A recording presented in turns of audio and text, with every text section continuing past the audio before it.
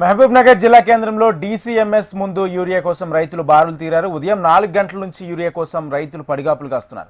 ఒక రైతు ఫిట్స్తో సమస్యలు పడిపోయాడు. కాగా రైతులు కలిసేందుకు మాజీ మంత్రి శ్రీనివాస్ గౌడ్ అదే సమయంలో ఎంసీఎంఎస్కు వచ్చారు. సమస్యలు పడిపోయిన రైతును చూసి సపర్యాలు చేసి ఆసుపత్రి తరలించారు. యూరియా సమృద్ధిగా పంపించమని కేంద్ర ప్రభుత్వం అంటుండగా వచ్చిన యూరియా ఎక్కడికి వెళ్ళిందంటూ శ్రీనివాస్ గౌడ్ ప్రశ్నించారు.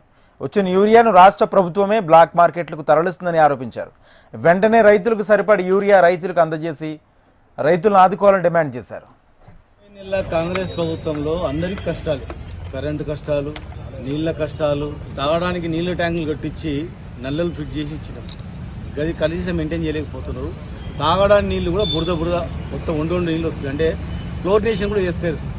వెళ్ళిపోయిన ఎక్కడో అక్కడ మిషన్ బయలుతుంది. పాత వాళ్ళని తీసేసేయాలని కచ్చ కడితే వాళ్ళు వెళ్ళిపోయినారు. కొత్త వాళ్ళకి అవగాహన లేదు. దానికి కనీసం క్లోరిన్ కలిపేటం లేరు. అది ఎంతమంది రోగాలు చచ్చిపోతే తెలియదు. ఇవాళ రైతులు చూడండి, ఒక మంత్రి మాట్లాడతారు, వ్యవసాయ శాఖ మంత్రి గారు, బీఆర్ఎస్ వాళ్ళు రాజకీయం చేయడానికి పంపిస్తున్నారు.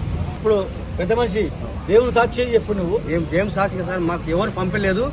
మాకు ఇప్పుడు నెల అవుతుండే 4 పెట్టుకోవచ్చు, 20-30 రోజులు అవుతుంది. అది ఇన్ని కష్టాలు పడి మేము పాలమూరుని కాపాడుకొని ఇరిగేషన్ ప్రాజెక్టులు కట్టుకున్నాము. 90% కంప్లీట్ అయినాయి. కనీసం 10% కంప్లీట్ చేస్తలేదు. దీనికి ప్రభుత్వమే బాధ్యత వహించాలా, రైతులందరికీ కూడా నష్టపరిహారం చెల్లించాలా. దయచేసి మళ్ళా ఇప్పుడు ఓటేసిన పాపానికి ఈ కష్టాలు అనుభవిస్తున్నారు. బాధ్యత లేకుండా అవమానపరిచే రీతిలో, రైతులు అవమానపరిచే రీతిలో కావాలని లైన్లో కూర్చున్నారు. ఎవరైనా రాత్రి మగలు చెప్పులు పెట్టుకొని కూర్చుంటాడా బంధనం చేయడానికి? నీకు బంధనం చేస్తే ఏమొస్తుంది? మిమ్మల్ని బంధనం చేసి ఏమొస్తుందా?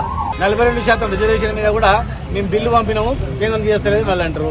కేంద్రం ఏమో బిల్లు సరిగ్లేదని అంటారు. ఇంకా ఊరి మీద ఊరు ఇలా రైతులు కూడా